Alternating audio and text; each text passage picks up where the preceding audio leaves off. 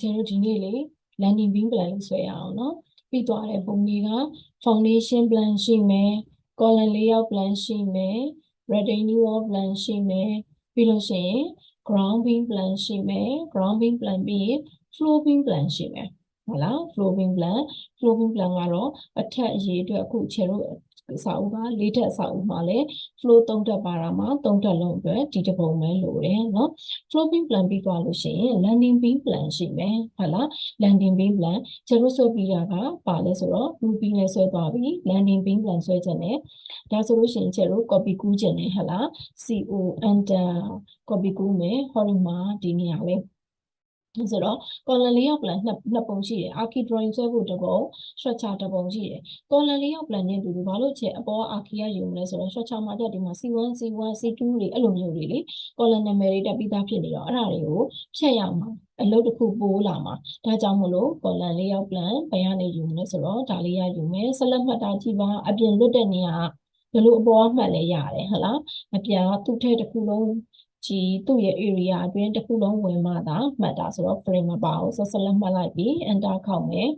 frame ဒီတောင်းကကိုင်မယ်ဒီတောင်းလေးကကိုင်မယ်စင်တူဖြစ်အောင်လို့လေနော်အဲ့ဆိုတော့ဒီနေရာလေးမှာထားတယ် okay ရပါပြီ save လုပ်လိုက်ဟုတ်လားကဲပြီးရင် landing beam အဲ့ဆိုတော့ landing beam plan ဆွဲတော့မယ်ဆိုလို့ရှိရင် landing beam site တွေသိဖို့လိုတယ်စမချေတို့ landing beam site ကိုကြည့်လိုက်မယ် landing beam site ကြည့်လိုက်တော့ landing beam လေးက10 14ဟုတ်လားဒါဆိုကျတို့ဗာမြင်ရမလဲဆိုတော့မျက်နှာပြင်10ကိုမြင်ရမယ်ဟုတ်လားမျက်နှာပြင်10ကိုမြင်ရမယ် beam ရဲ့နာမည်က LB1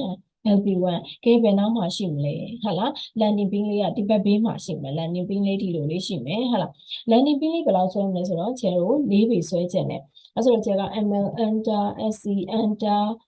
G enter Z enter ဒါလိုက်ရိုက်လိုက်ပြီเนาะပြန်ပြောမယ် multi line ဆွဲခြင်းနဲ့ကျက beam တွေကိုဆွဲခြင်းနဲ့ multi line ဆွဲခြင်းနဲ့ဟုတ်လား multi line ဆွဲခြင်းနဲ့အဲ့ဆိုတော့အရင်ဆုံးဘာလုပ်လိုက်မလဲဆိုတော့ကျ offset ပြစ်လိုက်မယ်ဘယ်လောက်လဲဆိုတော့ offset ပြစ်မယ် command လေးတွေကျမပြောပြဖြစ်ဘူးဆိုလို့ရှိရင် command note ထဲကနေပြန်ကြည့်ပေးမရရင်မင်းเนาะတတိမိပြီးတခါတလေကျတော့ drawing ကိုပဲ structure drawing တွေကိုပဲအာရုံရောက်ပြီးတော့ command ကိုအာရုံရောက်တော့ရှင်းမပြပြမှာဆိုလို့เนาะ command မရတဲ့သူပိုင်း offset ပွားခြင်းနဲ့ O enter ဟုတ်လားဘယ်လောက်ပွားခြင်းတာလဲဆိုတော့၄ပေပွားခြင်းတာဖြစ်တဲ့အတွက်၄ပေ enter ဘာလို့လဲဆိုတော့ကျဒီ center line လေးကိုပေါ့၄ပေပွားလိုက်ခြင်းတာဟုတ်လားဘာလို့လဲဆိုတော့ကျရဲ့ landing beam လေးအပြင်ကို landing လေးက၄ပေထွက်ခြင်းတာ landing လေးက၄ပေထွက်ခြင်းတာဟုတ်လားအဲ့ဆိုတော့မှစဆွဲမယ် multi line ဆွဲခြင်းနဲ့ဘယ်လောက်လဲဆိုတော့အကျယ်10လက်မဆွဲခြင်းနဲ့ဘာဖြစ်လို့လဲဆိုတော့ကျတို့ရဲ့ LB1 တွေက10လက်မကြီးဖြစ်နေလို့ဒါဆိုလို့